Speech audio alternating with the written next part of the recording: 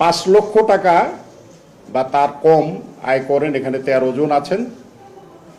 আর আয়ের ঘর পূরণ করেন নাই 7 জন। আমরা ধরে নিচ্ছি যে কিছুই আয় নাই, এরকম বোধহয় মনে করি কেউ দেন নাই, কিন্তু ওখানে নাই বা কিছু একটা তো বলা উচিত ছিল। এইটা সহ এটা দাঁড়ায় 40%। আবার কোটি টাকার উপরে আয় করেন এরকম দেখেছি 4 জন আছে, মানে 8%। দ্বাদশে আমরা দেখেছিলাম যে 5 লক্ষ টাকার কম আয় করেন ছিল 24%, এবং কোটি টাকার অধিক আয় করেন এটা ছিল শুধু 4%। তা ত্রয়োদশে যেটা দাঁড়িয়েছে, অর্থাৎ স্বল্প আয়ের ত্রয়োদশে দাঁড়িয়েছে, মানে গতবারে ছিল 24, এবার 40। আর কোটি টাকার ক্ষেত্রে গতবার ছিল 4%, এবার হয়েছে 8%। তা এক্ষেত্রে দুইটাই আমরা দেখেছি যে বৃদ্ধি পেয়েছে, স্বল্প আয়েরও বৃদ্ধি পেয়েছে, অধিক আয়েরও বৃদ্ধি পেয়েছে, মাঝখানেরটা কিছুটা কমে গিয়েছে। এখানে তাদের তালিকা একটা দেয়া আছে।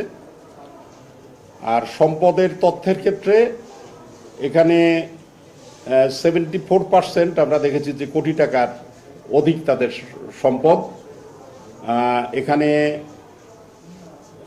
দলভিত্তিকভাবেও এই তথ্যটা কিছুটা দেওয়া আছে। আর এখানে দ্বাদশ জাতীয় সংসদ নির্বাচনের সময় স্বল্প সম্পদের মালিক, অর্থাৎ 25 লক্ষ টাকার কম, এরকম দেখেছি আমরা 20% এখানে ছিল। আর অধিক যেটা ছিল এটা 68% ছিল।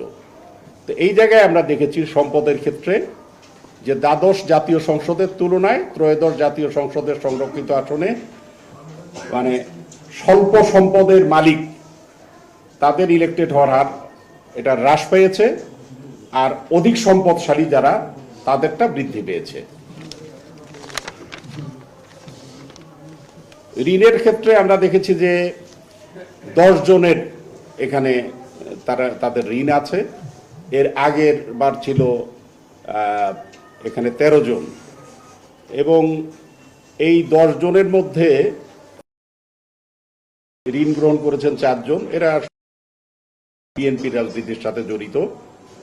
আর দ্বাদশ জাতীয় সংসদের সংরক্ষিত আসনের যে ঋণ গ্রহীতা যে প্রার্থী যত মানে ইলেক্টেড যত ছিলেন তার চেয়ে এবার কিছুটা কম।